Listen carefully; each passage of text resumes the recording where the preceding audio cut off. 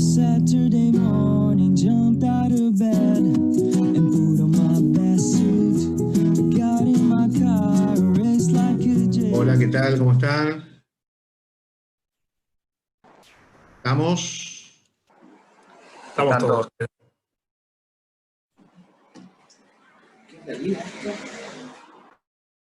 ¿Nos vemos todos? Perfecto. Bueno, bárbaro, vamos a empezar. ¿Qué tal? Hola a todos, ¿cómo están? Bienvenidos. Este es el espacio de Redco Consultoría.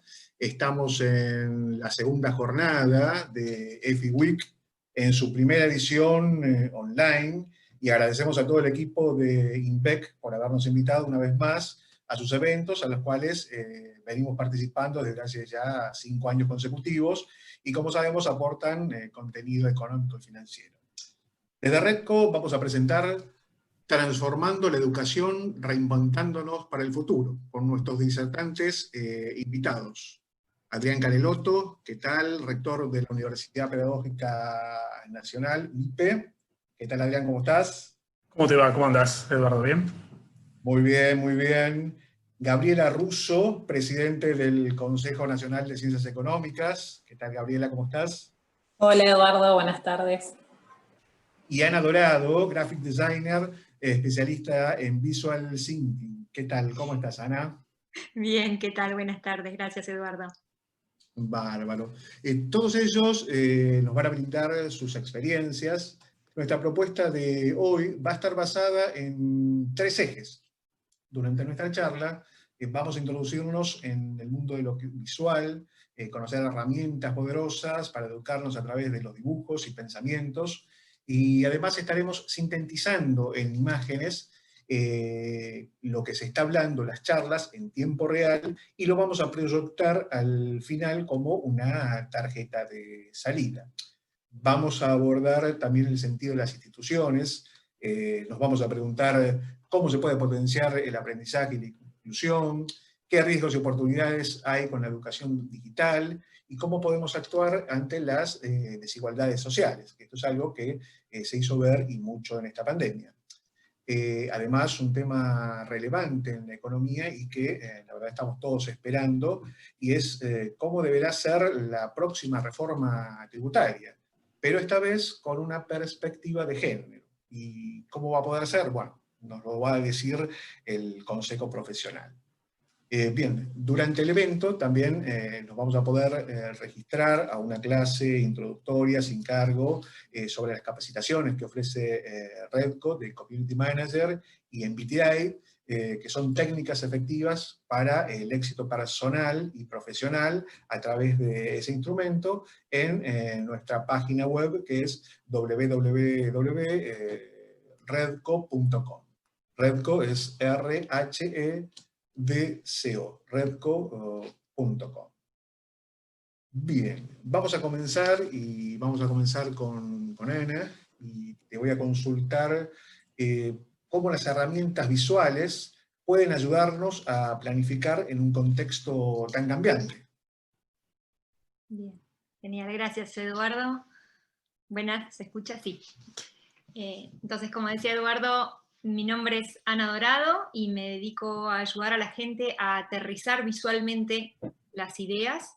Entonces, en respuesta a lo que me pregunta Eduardo, lo que yo propongo es, y lo que se propone desde el Visual Thinking, que es la técnica el nombre comercial que se le pone a esta técnica, que tiene más nombre que técnica, en realidad es más, el nombre genera tal vez algo de distancia, pero siempre me gusta empezar mostrando ejemplos feos para que se entienda a propósito que planificar visualmente las ideas va de algo de este estilo, de sacarlas del cerebro y mirarlas, ¿sí? Para que la gente que tal vez no siente que no tiene habilidades de diseño, dibujo y demás, se anime de esta manera a planificar, ¿sí?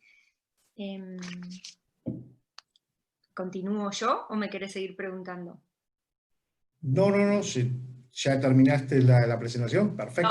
No terminé la presentación. No, estaba respondiendo a tu pregunta, pero entonces puedo compartir pantalla para continuar explicando un poquitito más de qué va esta técnica.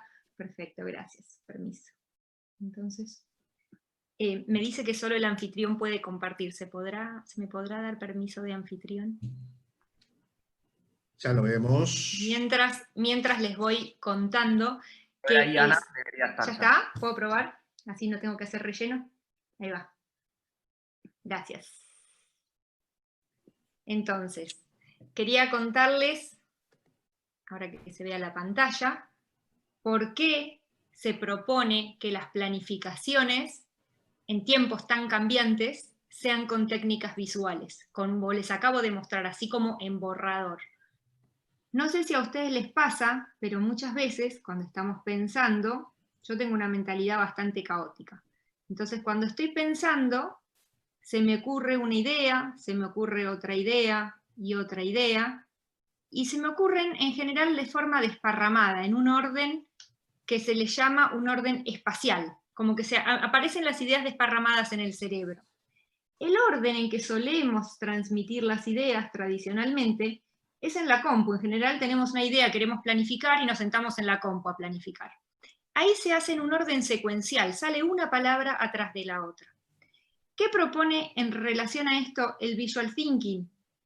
Que es una técnica, como digo, muy, muy simple, pero lo innovador es hacerlo, que es sacar las ideas como las tengo en el cerebro y empezar a visualizarlas realmente en un idioma o en un lenguaje visual, que es el lenguaje que nuestro cerebro más fácilmente entiende. Porque seguramente todos acá soñamos en dibujos, en imágenes, no en palabras, en textos de Word. Entonces es un idioma que el cerebro entiende mejor, que se comunica mejor, que genera más simpatía. Y además pasan otras cosas. Cuando yo empiezo a volcar mis ideas acá, en papeles como les acabo de mostrar, y realmente los empiezo a tener arriba de la mesa o pegados en la pared, lo que empiezo a tener es visual de la totalidad. Al empezar a ver la totalidad, puedo empezar, esto me permite tener creatividad, porque veo todas las ideas juntas y una idea llama a la otra, que es algo que necesitamos en este momento. Entonces, planificar de esta manera nos va a permitir ser más creativas, creativos. Otra cosa que nos permite es priorizar, porque al ver todas las ideas juntas, puedo decir, estas tres las empiezo a agrupar, las ordeno, las jerarquizo. Estas tres son las mismas. Estas son menos importantes, estas las voy a decir ponele que estamos planificando una clase. En esta clase voy a decir estas tres ideas, estas dos las dejo para después, estas no son tan importantes. Y otra cosa que pasa es que como trabajamos así, y por eso me gustó mostrar ese ejemplo feo, y siempre trato de mostrar ejemplos feos, trabajamos en borrador. Y cuando trabajamos en borrador, que es distinto a que si ya me fui en la compu. Cuando vamos a la compu, ¿qué pasa? Decimos, vamos a planificar. Me siento en la compu y seguramente les pase esto. Empezás y decís, todos los títulos los voy a poner en rojo. No, los voy a poner en verde. No, voy a ponerlos en Calibri, en Arial, más grandes, más chiquitos. Y se nos va el foco editando un documento cuando todavía no sabemos si la idea está buena. Tal vez a alguien le haya pasado esto alguna vez. Cuando estás medio desenfocado, te querés poner a armar un documento o te pones a tocar esta palabra acá en el medio, y todavía tal vez toda esta idea no sirve de nada. Lo mismo que los que les decía antes, de ir a buscar una idea, acá tengo siempre la totalidad, todo el tiempo estoy mirando todo.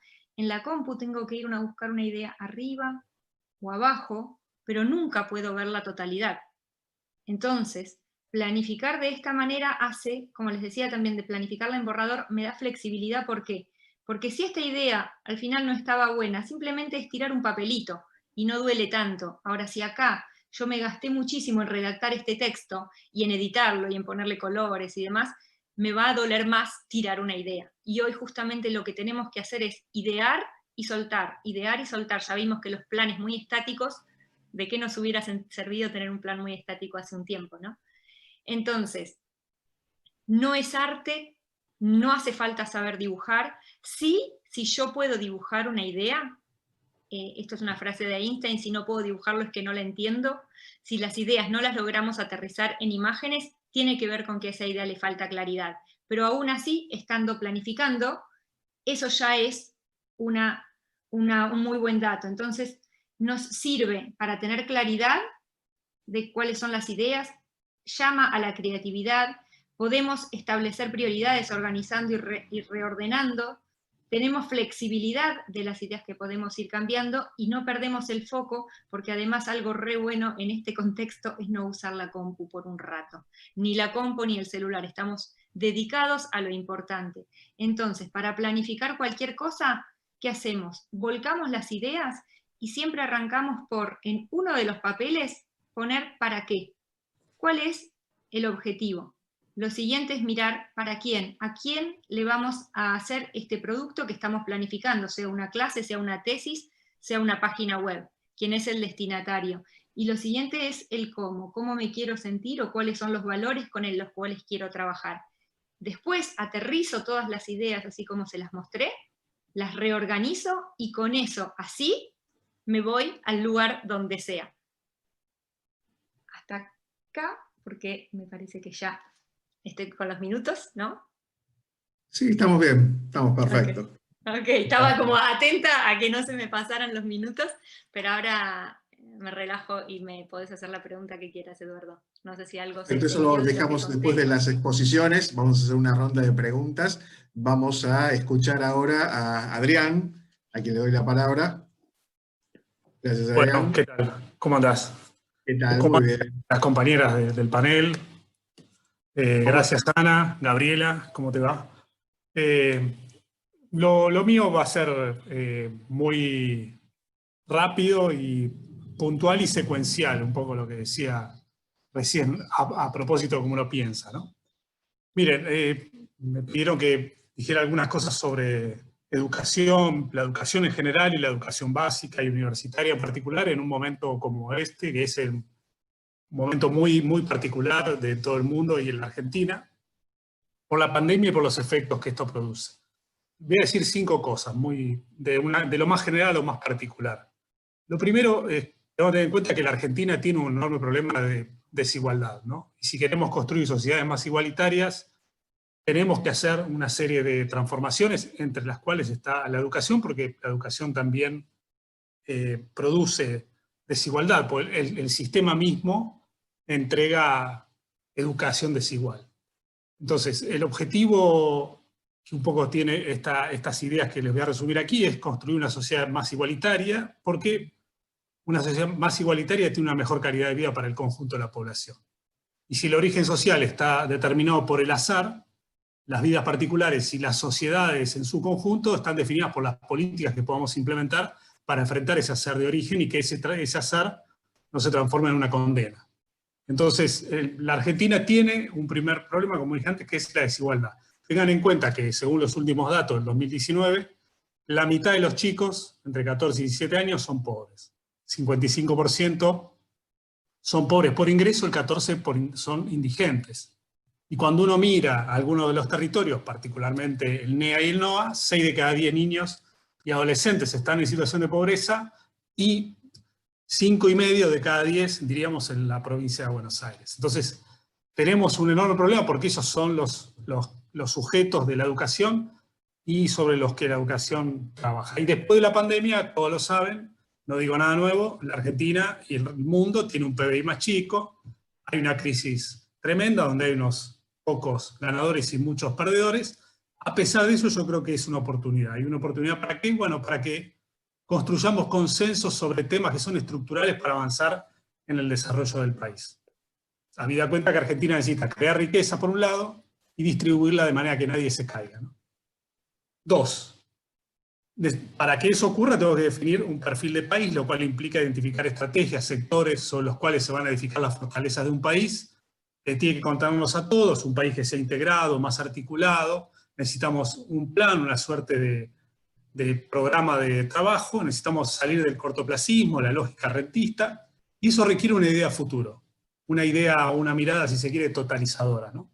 Esa mirada no puede ser ni la de un futuro apocalíptico o distópico, ni una mera utopía. Tiene que ser algo realizable, pero a la vez no podemos naturalizar la nueva normalidad a la que se dice que vamos a volver como una vuelta a la normalidad anterior, porque la normalidad anterior sería naturalizar las injusticias, las desigualdades, las pobrezas, las marginaciones, las violencias a las que uno no quiere volver. Entonces, hay una oportunidad en la medida en que podamos construir esos consensos. Por supuesto, yo me voy a referir a dos consensos. Los voy a nombrar y me voy a referir centralmente a uno, que es el de educación, pero hay dos sectores que tuvieron mucha visibilidad y tienen aún hoy en la pandemia, que son educación, ciencia y tecnología. La educación hizo un enorme esfuerzo para sostener la enseñanza por fuera de la escuela de un montón de chicos, con dificultades, con carencias. Hubo continuidad y se acompañó a millones de estudiantes. La segunda, lo que es ciencia y tecnología, simplemente lo enuncio, la Argentina tiene un potencial muy importante en todo lo que tiene que ver con esa área, y tanto la investigación como la formación son elementos centrales que requieren tres cosas: tiempo, inversiones sostenidas y políticas consistentes, que en nuestros países, en general, esa ecuación inversión-tiempo la pueden hacer los estados, porque son las que están o el que está en condiciones de sostener. Punto 4, me meto directamente en la educación. Veamos qué cosas nos deja la experiencia de la pandemia, ¿no? Además de un montón de experiencias negativas, hay algunas que son positivas. Muchas de ellas seguro ustedes las experimentan en sus casas, pero vamos a recorrerlas rápidamente. Una, nos dimos cuenta de lo difícil que es enseñarle algo a nuestros hijos. Lo difícil, el tiempo que nos lleva, la dedicación que requiere. Hubo entonces una valoración del trabajo de los docentes, porque nos dimos cuenta justamente de la complejidad que hay en eso. Eso significa también que nos dimos cuenta que en una situación como la que estamos viviendo, ¿no?, donde las tecnologías son importantes, pero mucho más importante que las tecnologías es la posibilidad de acompañar a los chicos, es decir, de poder explicarles, responder conocimientos, hacer la tarea con ellos. Esto significa entonces algo que ya se sabe hace mucho, que los padres pueden aportar lo que los sociólogos llaman en general el capital cultural personal o familiar, es decir, que es fundamental el capital que la familia le transmite a los chicos, porque si no lo tienen están en una situación de desventaja. Cuanto menos recursos de ese tipo, tienen menos chances de salir airosos o más dificultades para aprender. Cuando uno mira las pruebas estandarizadas, ocurre algo que es obvio: los chicos de menores recursos tienen peores resultados que los de mayores recursos. Esto nos lleva a una idea, si se quiere, más general, a afirmar que la posición social, el capital cultural y personal con el que cuenta determinada persona, condiciona sus trayectorias personales, escolares, universitarias. Y la escuela puede ayudar a modificar esto, sí, claramente, pero no puede borrar esas diferencias como si nunca hubieran existido. Es decir, tiene un rol social, pero es relativo, ¿no? Entonces, ahí hay un trabajo que la escuela no puede hacer, que es el de la economía, la distribución del ingreso, el trabajo, etc., ¿no? Segundo punto dentro de esta cuestión de lo educativo, nos dimos cuenta que la escuela no es solo conocimientos, ¿no? Los conocimientos son importantes, importantísimos. Pues además yo soy el rector de una universidad, la única universidad pedagógica del país, cuyo trabajo central consiste en transformar el modo en que los docentes enseñan esos conocimientos y el modo en que se vinculan con esos conocimientos. Tenemos ahí una deuda enorme, mucho trabajo por hacer, y los que vienen a la universidad vienen buscando cómo resolver la transmisión de conocimientos en el aula. Y son docentes que tienen mínimo 10 años de ejercicio. Entonces, mejorar la formación docente es un tema central de la política argentina. Ahora, la escuela no es solo conocimiento, es una de las cosas que nos dimos cuenta en estos días, ¿no? Lo que los chicos también requieren incluso para el conocimiento, porque el conocimiento es una cuestión relacional, no es solamente una cuestión intelectual o cognitiva, requieren de la relación con otros. Requieren, por decirlo de algún modo, de un vínculo pedagógico, del trabajo con adultos, del trabajo con pares, con chicos de su misma edad. Hay un lugar de socialización, de encuentro, de reconocimiento, que la escuela, cuando no está, deja un vacío, y cuando se establece ese continuo entre la escuela y el hogar, y no se produce la ruptura a la que estamos acostumbrados, aparece la necesidad de pensar cuánto aporta la escuela en este sentido. Por último, nos dimos cuenta que las tecnologías, que la cultura digital forma parte de nuestras vidas. Nosotros mismos, muchas cosas las que hacíamos cotidianamente hasta acá presencialmente, nos dimos cuenta que las podemos hacer virtualmente sin ningún problema. La transmisión de los conocimientos también se vio afectada por esto, en el buen sentido, porque con la educación pasa algo similar, ¿no? Hasta acá el mundo educativo se dividía en dos: los que estaban a favor de la tecnología, a rajatabla para reemplazar a la escuela, y los que no querían saber nada con las tecnologías porque destruían la escuela. Creo que lo que deja como saldo positivo es que podemos ir a una fórmula más realista, por la ancha avenida del medio, por decirlo así, en donde podamos empezar a trabajar pedagógicamente con las tecnologías, por decirlo así. La experiencia nos deja un piso de uso pedagógico de las tecnologías, que no es el mejor, pero sobre el cual se puede construir. El riesgo siempre es pensar que, o asimilar la enseñanza y el aprendizaje en línea con lo hecho en el contexto de emergencia, ¿no? No es eso, porque lo que hicimos acá, o lo que hicieron las escuelas, fue emparchar, salir a resolver una situación que no estaba planificada de antemano. Por lo tanto, no lo podríamos asimilar a eso. Pero el desafío sigue siendo encontrar modos de integración entre lo presencial y lo virtual de forma tal que no se quede en la cáscara de la efectividad, sino que sirvan para expandir la experiencia pedagógica, para aumentar la relación con los conocimientos en juego. Lo digo también para las universidades, pero volviendo a la escuela, deberíamos ir a una escuela multimodal. Esto es una escuela que trabaje lo presencial y lo digital como un todo, toda vez que lo digital, como dije antes, sirva para aumentar la relación con el conocimiento. Y digo, ojo, no confundir conocimiento con información, son dos cosas distintas. Pero multimodal significa además que la escuela interactúa con otras instituciones sociales que permitan ampliar los modos de conocer, de vincularse y de aprender. Porque tenemos, qué sé yo, metas en la ley de educación, ¿sí?, que nos hablan de la jornada extendida, que es muy difícil de cumplir, pero quizás ampliando estos horizontes pueda haber, digo, hacia lo multimodal puede haber una respuesta.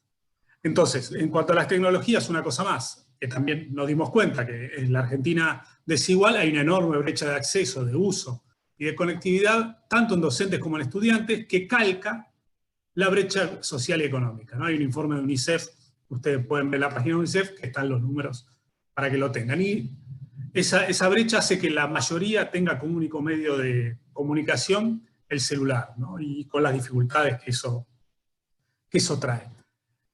Por supuesto, hay otra cosa más en relación con las tecnologías, y ya voy terminando, me queda el último punto, es que lo que hagamos en términos formativos también cuenta para pensar y transformar el mundo que viene, ¿sí? Para habitar críticamente la cultura digital, para discutir el lugar de las máquinas en el mundo del trabajo, para regular el uso de los algoritmos y de la inteligencia artificial en nuestras vidas, para enfrentar el creciente control de las tecnologías en alianza con poderes fácticos, para regular el uso de los Big Data y resguardar nuestra privacidad, para reformular la relación entre lo público y lo privado, para abonar un mundo hecho de imágenes, ¿no? Para ver cómo lo abordamos, un mundo hecho de imágenes como el nuestro, como se dijo recién. Digo, hay mucho más que el solo uso de las tecnologías. Y último punto, y cierro con esto, retomando un poco lo que decía también al principio, siendo que me imagino que el público es gente que está en el ámbito de los negocios, de la empresa, solemos pensar como única alternativa del sentido de la educación, que la educación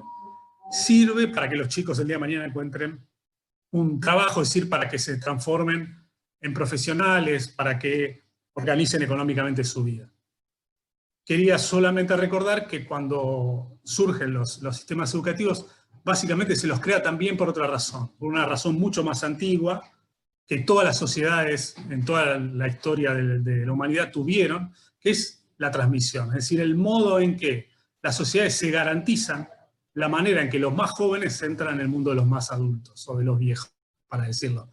Entonces, el trabajo por el cual se hace entrar a los jóvenes en el mundo de los adultos, es decir, se les enseña una lengua, historia, se les enseña una cultura, es el modo también que los adultos tienen de asegurarse que esos jóvenes no solo se van a inscribir en ese mundo, sino que además tienen las herramientas para renovarlo, para transformarlo, para cambiarlo. Por eso las instituciones educativas son siempre un mix entre conservación y transformación. Se conserva con el fin de transformar. Y ahí, en ese juego que traté de explicar muy brevemente, se pone en juego algo de lo que se llama lo común. Y lo común es eso, es la posibilidad de hacerles heredar a los otros un mundo. Cuando el otro no lo hereda, no tiene las condiciones para ingresar en él, y entonces hay una ruptura de la lógica de perpetuación en el tiempo de una comunidad política, y pone en riesgo a esa propia comunidad política. Digo esto porque con la intención o con el deseo de que se entienda que la educación, como la salud pública, también como la ciencia y la tecnología y la investigación, ponen en juego mucho más que intereses individuales, ponen en juego siempre una perspectiva social, común, colectiva. Gracias. Gracias, Adrián. Claro los conceptos, te agradezco. Y vamos, Gabriela, bueno, si nos podés contar los aspectos centrales de la reforma tributaria y de género que están proponiendo. Por favor. Bueno, buenas tardes a todos. Gracias, Eduardo, por la invitación. Eduardo es colega, licenciado en Administración, matriculado en nuestro Consejo Profesional, así que es un gusto poder participar de este evento. Bueno, me toca presidir, va a ser ahora un año, el Consejo Profesional de Ciencias Económicas de la Ciudad Autónoma de Buenos Aires. Soy la primera mujer en ocupar este cargo en nuestra institución, que está cumpliendo 75 años de historia. Y en este marco, quiero comentarles que nuestra institución, que nuclea a más de 73.000 matriculados y que representamos 4 carreras dentro de las ciencias económicas, que son contador público, licenciados en administración, licenciados en economía y actuarios. Es el consejo más grande del país por la cantidad de matriculados y el más grande de Latinoamérica. Y a pesar de esta importancia que tiene nuestra institución en la vida económica y social de la Argentina, es la primera vez que nuestro consejo es convocado para participar de una futura reforma tributaria. Así que estamos muy agradecidos por esta oportunidad y estamos trabajando con mucha humildad porque creemos que este es un camino largo a recorrer y en el cual nuestra intención es aportar desde nuestros conocimientos técnicos, profesionales y nuestras experiencias con la colaboración de especialistas de primer nivel. Por ejemplo, en esta coordinación de la reforma están los doctores Gustavo Díez, Ernesto Celdeiro y otros tributaristas de los más reconocidos de nuestro país. Y como decía, la intención nuestra es aportar lo mejor para posicionar, por supuesto, nuestra institución, para colaborar y acompañar a nuestros profesionales que representamos y para ayudar sobre todo el desarrollo económico y social de nuestro país. Yo tengo una presentación, la comparto. Por favor. Sí.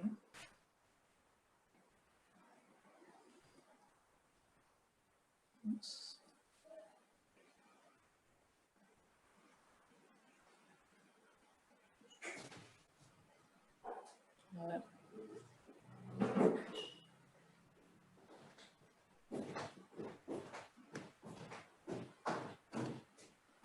A ver si se ve. ¿Sí? Perfecto.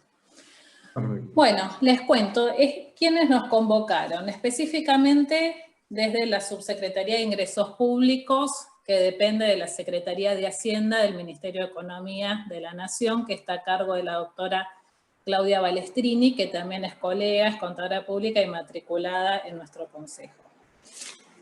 Y esta convocatoria se realiza en el marco de un diálogo fecundo y constructivo que comenzó desde que asumió el nuevo gobierno en el mes de diciembre, y a través de este diálogo es que estamos trabajando en contacto permanente, no solo en este tema de la reforma, sino en distintas medidas que se fueron implementando, que tiene que ver con los impuestos, ¿no? Específicamente. ¿Y nuestro aporte en qué consiste? Nosotros hemos presentado ya 2 propuestas, una que está referida a ideas preliminares, así lo llamamos, sobre determinados impuestos que son de alcance nacional. ¿Y por qué decimos ideas preliminares? Porque por supuesto que la reforma del sistema tributario requiere de mucho más tiempo, no se puede hacer de un día para el otro, requiere el análisis profundo de todas las normas tributarias, no solo nacionales, sino también provinciales y municipales. Requiere también, entendemos, la participación de muchos sectores de la economía y de la sociedad que representan distintos intereses. Y por supuesto que estamos realizando todos los aportes que entendemos podemos hacer en este momento, teniendo también en cuenta la coyuntura que estamos atravesando. Y la segunda presentación que hicimos tiene que ver, como comentabas Eduardo, sobre temas de género y tributación. ¿Por qué? Porque esta reforma, de acuerdo a los objetivos del gobierno, la intención es que tenga esa perspectiva de género, porque las políticas de género además son parte de la agenda de gobierno y también de la agenda social, no solo en nuestro país, sino en gran parte del mundo. Y bueno, y estas ideas, ¿sobre qué nos posicionamos para plantearlas? Teniendo en cuenta un principio que es fundamental y tiene que ver con la ética fiscal. ¿Y esto qué implica? Que la distribución de las cargas se haga equitativamente y que el sistema tributario tenga como fin el bien común. ¿Sí? Y eso, por supuesto, que es responsabilidad del Estado, del gobierno, y por parte de la ciudadanía, la responsabilidad social de pagar los tributos en tiempo y forma. Un sistema tributario que sea progresivo y que promueva la equidad. Y esto es mirando el sistema tributario, digamos, en su totalidad, porque sabemos que el sistema tributario contiene impuestos no solo progresivos, sino también regresivos y en algunos casos distorsivos. Entonces, ¿qué proponemos nosotros con las distintas medidas que, si quieren interiorizarse, están colgadas en la página web del Consejo Profesional? Y como les decía, son unas primeras ideas y vamos a seguir ampliando y profundizando. Tiene que ver con mantener los impuestos progresivos, por ejemplo, el impuesto a las ganancias, pero pensándolo como un impuesto realmente progresivo. Tengamos en cuenta que hoy la escala del impuesto a las ganancias terminó convirtiendo este impuesto en proporcional, porque la realidad es que la mayoría pagamos 35% y porque la escala se produjo, digamos, un achatamiento de la escala. Entonces estamos proponiendo que tener una escala más larga, ¿no? Con mayores escalones.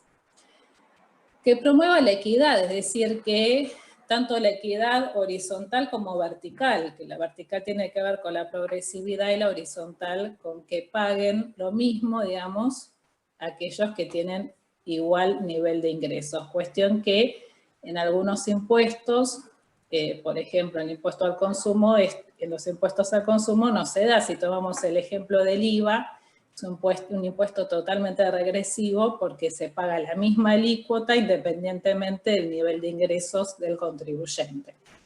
En ese caso tenemos también propuestas específicas referidas al impuesto al valor agregado. Pensamos en un sistema tributario estable. Lo que hemos tenido en las últimas reformas fueron parches sucesivos y la Argentina se merece un sistema tributario mejor. Por eso decimos que hay que abordarlo en forma integral y que con la participación de todos los sectores involucrados.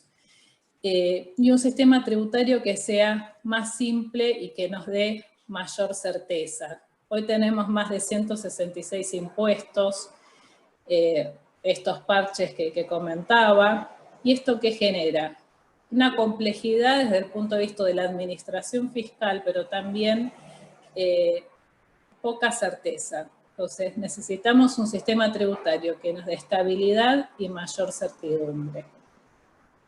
Y bueno, después está el tema de la perspectiva de género que comentaba, que esta reforma también nos da esta oportunidad, ¿no? De pensar en una economía humana que beneficie a todos sin distinción de género y que esté al servicio de todas las personas. Hoy nuestra legislación no contempla todas las situaciones, así que propusimos medidas concretas que tienen que ver con cuestiones de género que ahora más adelante les voy a comentar. Y respecto al pacto social y económico que el presidente de la Nación comentó en varias oportunidades, este objetivo o esta idea de conformar este pacto social y económico es algo a lo que bregamos y esperemos que se pueda impulsar, porque como decía anteriormente, este sistema tributario o esta reforma tributaria requiere la participación de todos.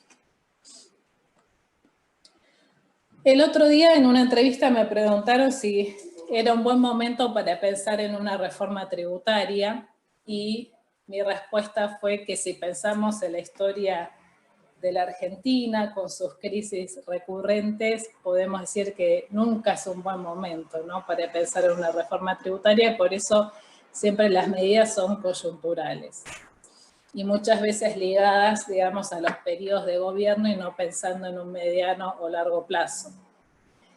Seguramente ningún sistema tributario está preparado para lo que estamos atravesando hoy, que es una pandemia con aislamiento, con una crisis económica que se profundiza. Pero sí creemos que, y celebramos que esté esta intención de analizar y poder implementar una reforma tributaria, por la oportunidad también que se da de abordar sectores de la economía como las pymes y aquellos que requieren de mayor impulso para su crecimiento económico. Y por supuesto este tema que hablábamos de género, que ahora lo voy a comentar, recién hablábamos, Adrián comentaba sobre las desigualdades, y podemos decir que en los sectores vulnerables las más pobres son mujeres. Y es un tema que hay que abordar para poder incluir a todas esas mujeres en la formalidad, porque eso también implicaría, de alguna manera, ampliar la base tributaria y generar una economía formal, que es lo que necesitamos para combatir la evasión también. Bueno, entonces, ¿cuáles son algunas de estas ideas en esta reforma que pensamos desde el Consejo Profesional? Como decía anteriormente, ampliar la base tributaria. O sea, no sirve de nada tener muchos impuestos para pocas personas. Entonces, pensamos que a través de incentivos tributarios se puede lograr que mayor cantidad de personas se incorporen a la economía formal. Por ejemplo, les comentaba el tema del IVA. Una de las preguntas que también me hacían en alguna oportunidad es si me parecía que era alta la alícuota del 21% o no. Nosotros pensamos que como el IVA, digamos, termina impactando en el consumidor final, y como decía, es un impuesto regresivo porque pagan el mismo porcentaje todos, independientemente de la capacidad contributiva. Hay incentivos como, por ejemplo, mecanismos de devolución de un porcentaje del impuesto, que eso lo que generaría es que haya incentivos para que las personas pidan la factura cada vez que realizan una compra. ¿Por qué? Porque eso impactaría positivamente en sus ingresos. Entonces eso generaría una cadena de valor donde todos estarían obligados de alguna manera por la presión social a facturar y a blanquear la economía. Y de esa manera también le estamos disminuyendo esa alícuota a los sectores más vulnerables. Entonces es una medida que apunta a la progresividad y también a combatir la evasión. La educación tributaria es fundamental. También recién Adrián nos comentaba sobre la educación. Nosotros creemos que la educación tributaria debe comenzar desde la escuela primaria, mínimamente. Pensar qué significa pagar impuestos, cuál es el destino de esos recursos.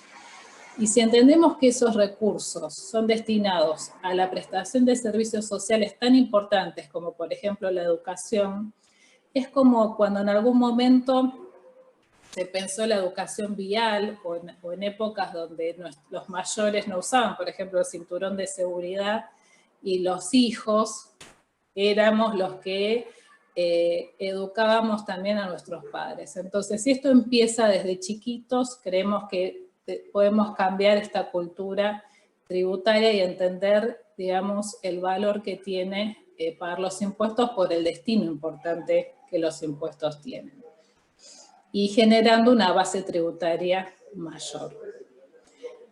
Después también pensamos que hay impuestos que son distorsivos, como por ejemplo el impuesto a los débitos y créditos bancarios, que en general la sociedad y la profesión está de acuerdo en que, bueno, fue un impuesto que se estableció también por una situación de emergencia o de crisis económica y que nunca se eliminó. También sabemos la importancia que tiene en la recaudación este impuesto, y por eso presentamos medidas para que en el caso de las pymes, que hoy pueden tomarse 100%, pero a veces todavía queda ese saldo y termina siendo un costo, que pueda computarse contra otros impuestos, por ejemplo, contra el IVA, y en el caso de los monotributistas también contra el pago que se realiza en el componente impositivo. Sostener los impuestos progresivos, como decía anteriormente, y generar incentivos tributarios.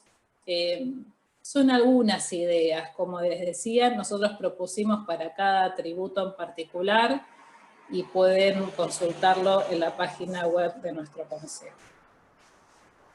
Respecto a la visión de género, perspectiva de género, si miramos los indicadores mundiales y en nuestro país sobre la situación, especialmente de las mujeres, porque cuando nos referimos a género, la idea es que estén todos contemplados sin importar el género, justamente. Pero al proponer determinadas medidas, ese impacto tiende a ser más positivo en el sector de las mujeres porque es donde se generan, donde existen mayores desequilibrios.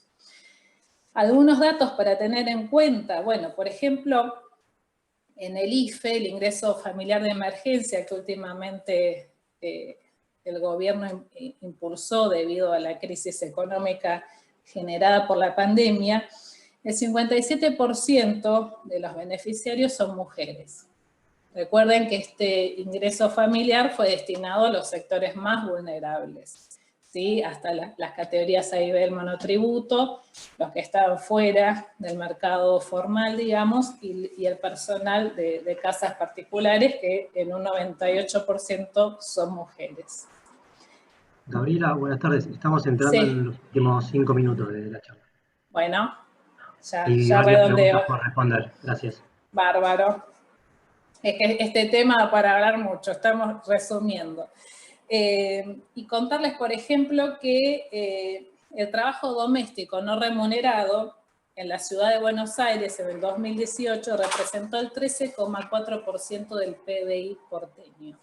Imagínense si esas mujeres que hoy no tienen incentivos para incorporarse al mercado formal, ya sea en un trabajo en relación de dependencia o como profesionales independientes o como emprendedoras, tuviesen esos incentivos para formar parte de esa economía formal. Entonces, las medidas que proponemos y redondeando tienen que ver con, desde el punto de vista de género, lograr un equilibrio que garantice la equidad. Generar estrategias y herramientas en base a la experiencia de otros países. Y, por ejemplo, en esto tiene un gran recorrido España, que estuvimos analizando y estudiando para proponer medidas. Decimos que es imprescindible contar con una base de datos actualizada, confiable, de público acceso, para poder implementar las medidas que estamos proponiendo, y eso se vio también las deficiencias que el Estado tiene respecto a este tema, por ejemplo, con los subsidios y las ayudas que se están otorgando, y que se detectó, por ejemplo, que hay 9 millones de personas no registradas, ¿no?, en nuestro país. Y proponemos el tratamiento de distintas situaciones familiares, y acá es sin distinción de género, y que no están contempladas en la legislación. Y acá esto involucra no solo a mujeres, sino a toda persona humana que esté a cargo de su familia. Y acá incorporamos un nuevo concepto que tiene que ver con la familia monoparental, que es algo que se está dando ya. La familia concebida como la conocíamos antes, de mamá, papá, hijos, cambió, y eso no está contemplado en la legislación, específicamente en la legislación tributaria. Entonces, estamos proponiendo este concepto, y para que se analicen estas situaciones desde el punto de vista, por ejemplo, de deducciones para el impuesto a las ganancias, devolución en el impuesto al valor agregado en la adquisición de determinados productos vinculados a la infancia o al cuidado de adultos mayores o de hijos con discapacidad, etc. Bueno, estas medidas también las pueden encontrar en la página web del Consejo. Bueno, muchas gracias. Podemos hablar muchísimo más, pero entiendo que hay que redondear, así que quedo a disposición para cualquier consulta. Bárbaro, Gabriela, muchas gracias. Estamos un poco ya cortos con lo que es el tiempo. Vamos a aprovechar para que Ana nos muestre la tarjeta de salida. Así nos muestra cómo ilustró toda esta charla, que fue muy amena, que fue muy interesante. Ahí nos está compartiendo. Eso es todo lo que fue creando a medida que nosotros fuimos hablando y los conceptos, cómo se vuelcan en una idea, en una infografía, gracias a las técnicas del visual thinking y en lo que Ana es especialista. Esto lo vamos a compartir en las redes y acá aparecen todos los conceptos y lo que nos queda a nosotros, ¿sí? Como reforma tributaria, incluir cuestiones de géneros, ideas preliminares, otros sectores, una distribución progresiva, ¿sí? O sea, nos queda resumido, ¿sí? Toda la presentación. Creo que estamos en tiempo. Les agradezco mucho a todos ustedes el haber participado y a INVEC por habernos invitado nuevamente. Desde ya, bueno, muchas gracias. Muchas gracias a todos por participar. Muchas gracias. Gracias por la invitación. Gracias. Gracias por invitarnos. Un abrazo. Hasta luego.